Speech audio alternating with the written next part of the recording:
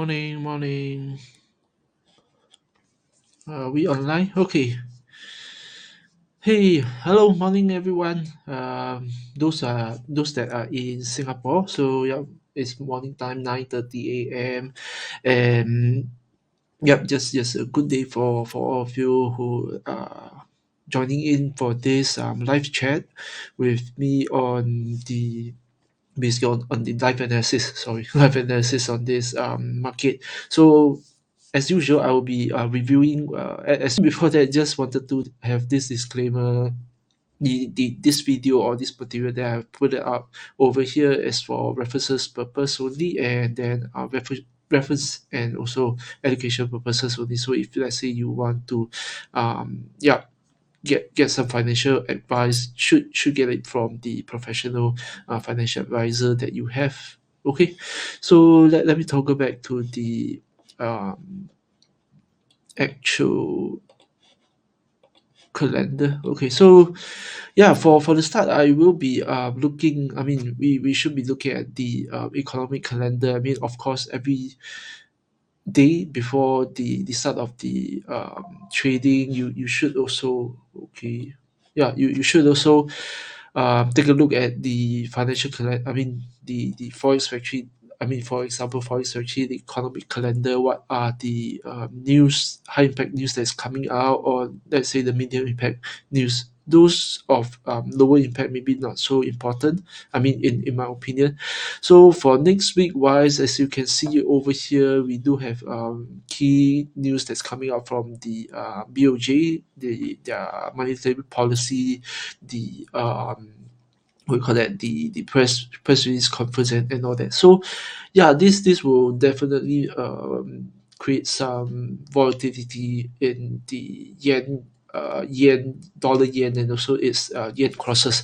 So do take note, and then also do remember that. I mean, I think as usual for the BOJ, they don't release the exact date. I mean, as compared to, let's say, for example, the Canadian rate that's coming out on Wednesday itself, and then for Thursday itself, the European. So I mean for the euro. So for both of them, they do have exact date. I mean exact timing that they will be releasing this news. But for the BOJ, I mean they tend to be a bit more secretive, or maybe they don't want too much market manipulations. But then yeah, so this is something you need to look out for, especially if you are trading on the yen, which I have been trading quite a bit over the last 2 weeks, because it has quite nice setup that align with what my style of trading. Okay, so that is for the dollar. I mean for the yen. So do take note, and then for the subsequent days, right? Or rather, I mean, revisiting back on Monday itself. Monday we don't have much of a major news release, and also Monday tend to be a bit less volatile and slower moving. So yeah, that's for Monday, and then let's jump on to Wednesday, right? Tuesday we see that the important one is only for the yen side. Then for Wednesday, yeah, you can see that some of these PMI news from the European side. So yeah, during London session, do take note of that, and it would be able to cause some volatility, and also for the pound. Okay, so pound, I think for the last 1 to 2 has been quite strong. So yeah, just keep a lookout, and then in the night time, for I mean these are all in Singapore time. So nighttime 10:45 p.m. we will see this cap Canadian dollar rate interest rate release. Okay, then moving on to Thursday wise. Thursday, this is the one that I've just now mentioned about the European monetary policy, the interest rate and all that. So yeah, keep a lookout for this. Then for this week wise, or rather for next week wise, the news from the US side isn't that much, except for Thursday and sorry, for Wednesday and Thursday. then Friday there's this PCE price index. Okay, so some news, not too much from on the US side, but more on like the European zone. Okay, so that's for the forex calendar. Okay, so let me go back to the chart. All right, so this is the chart, and this is for the USD. So for as always, I will be covering the USD. After which, then I will go on to the specific pairs that I feel that there is some interesting thing that you can look out for you to trade and all that. So yeah, before that, I think we can let me take my notebook. Yeah, before that, I think we can actually revisit some of these chart that we have see or look through last week. So I do think that yeah, one of them I will be going through this dollar yen, and then some of this other pair that I've mentioned. I think USD is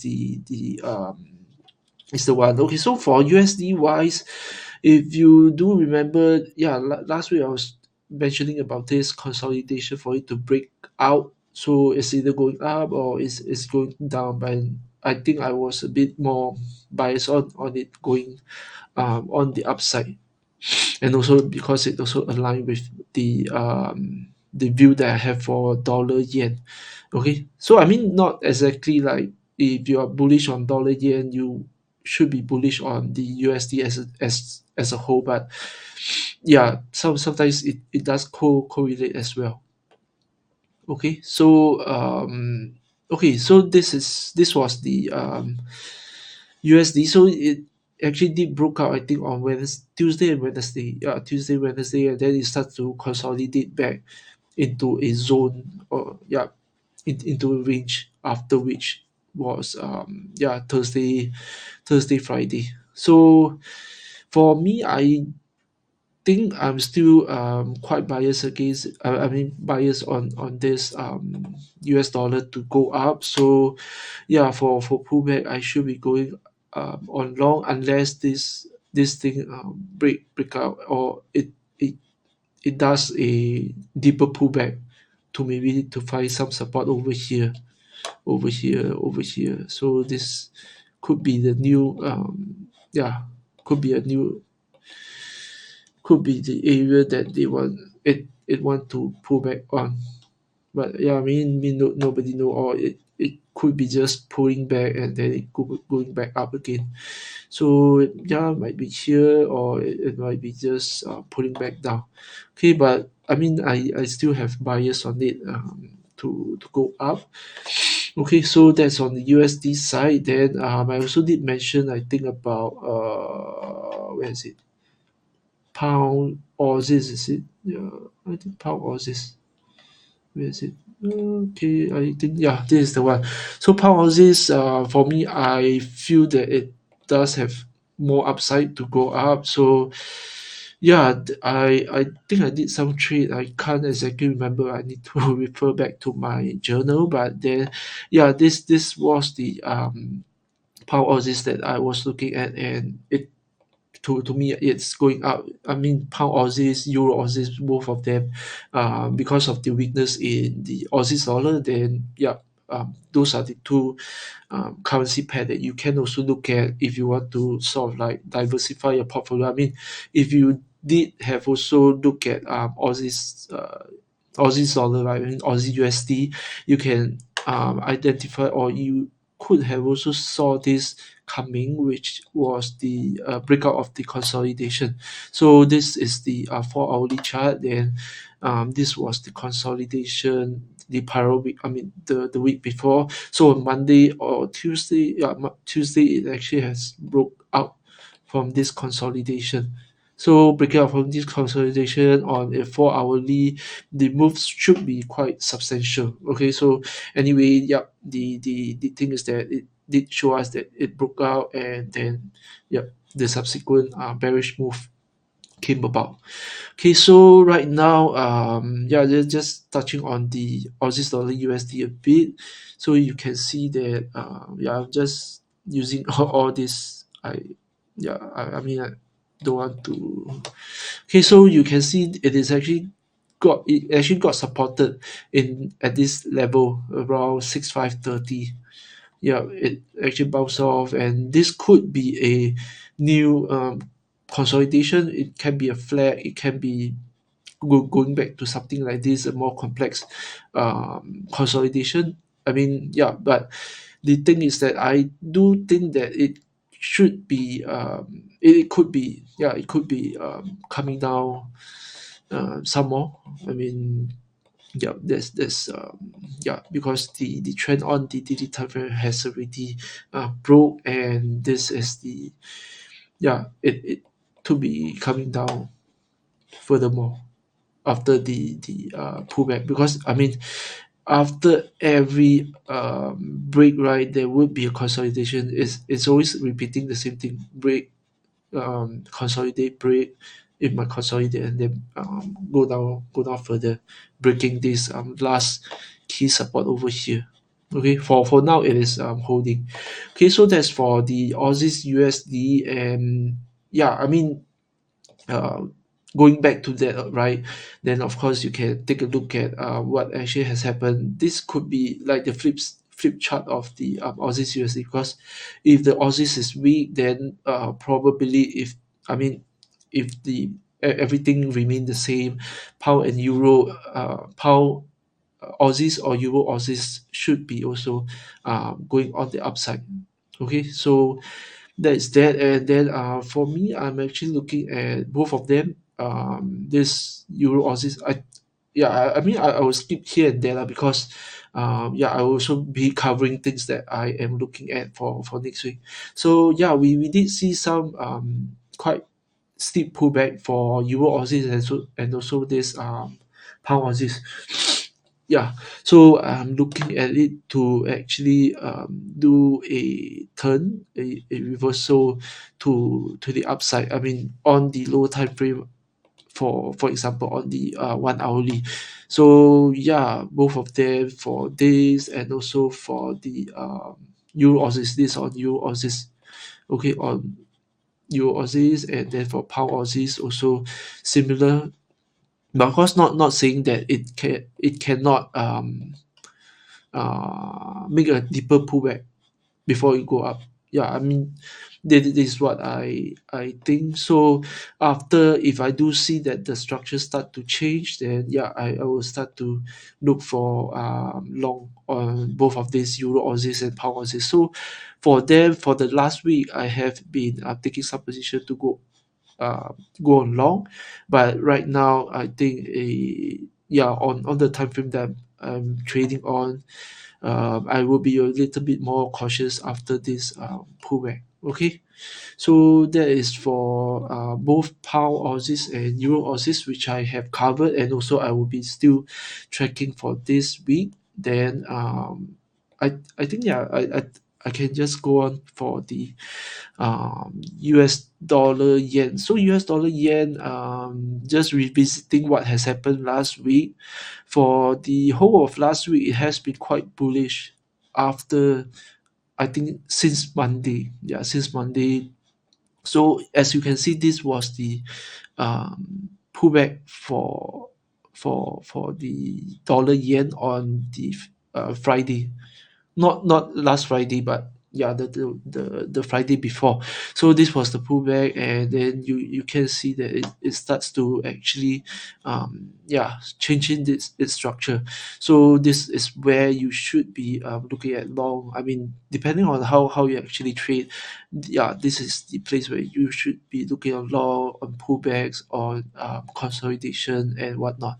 Okay, so this is the one. And then it has a pullback, and you should, I mean, technically for H1 there isn't anything change, I mean, in terms of the structure. So you should be still looking to go along. And then moving forward for the next week, for dollar yen, right, I do see that it is starting to go on the sideway rather than this type of strong bullish push. So it might be consolidating to reverse, or it might be consolidating to move higher. So yeah, let's see what is actually going to happen for the next week. So yeah, it could be pushing downwards, correcting, or it could be going up. And especially for next week, yeah, do expect volatility that might be 100 pips of swept up and down, especially because of the BOJ announcement. So let's see what it announced, and then also let's see, mainly let's see how the price action actually play out before we trade on this dollar yen. Okay, so other than that, I think maybe just highlight a little bit on other trade. I mean, other pair that I'm looking at. Actually, I'm looking at this pound Swiss franc. Reason being, if you are looking at the higher time frame, you can see that. Okay, I don't know why all this. Yeah, you can see that this is actually on a down. Yeah, maybe this would be the last chart that I'm sharing in terms of what I'm looking at. So yeah, you can see this is actually a downtrend for the pound Swiss. So pound Swiss, you have low, lower low, lower low, lower high. Yep, this is me a typical downtrend on the daily time frame. Then for the 4 hourly, you can see that it has been pulling back quite substantially. So on the 4 hourly, or let's say the near term daily chart, right, it is not bearish, but then you can also you should also take note that it is actually coming back to this area of the last consolidation. So it could be consolidating to turn down, or it could be just it could have more strength to retest this, yeah, downtrend. I mean, I didn't exactly draw it nicely. Wait. Yeah, so you can see that yeah, it's consolidating. Okay, so okay, this is not so high. Yeah, maybe it will be consolidating over here before it turn down. But then yeah, do make sure that it's aligned. I mean, in terms of the higher time frame, the lower time frame, it align before you going to go for any shots on this. Because I mean, you can see, like I mentioned, on this H4 and the near term daily, let's say if you draw a 10 day or 14-day EMA, the daily EMA, you can see that it's still on the uptrend. So yeah, if you want to short, do take note of the alignment, and also yeah, with other key criteria that you're looking out for, maybe uh, resistant area, a trend line, or whatnot. Okay, or let's say you would like to see a lower low on maybe a H4 before you go on short for this. Okay, but yeah, this is an interesting pair that I saw. Pound Swiss, you can track it. It could be turning down lower because of this area. That was the last support resistant area that it yeah, a lot of this price action is here.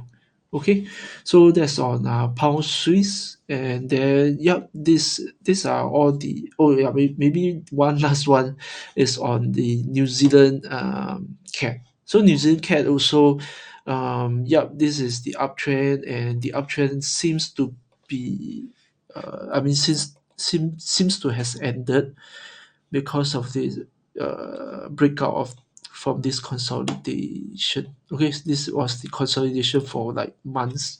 Yeah, maybe for 1 or 2 months. 1 month, yeah, 1 month. Okay, how many candles? H4 candle, 200 plus. Okay, so 200 plus 800 hours of consolidation. Yeah, this is consolidation. So it has actually broke out last week. This was a pair that I didn't really take note of, but yeah, if you want to take a look at it, you can take a look at it. Pound cat has broke out, and maybe you could be expecting some pull back before it come back down again. Yeah, buyers will be to go on short for this pound cat. Okay, so that's all for this week and for next week. And yeah, thanks for staying around and see you all next week. Bye bye.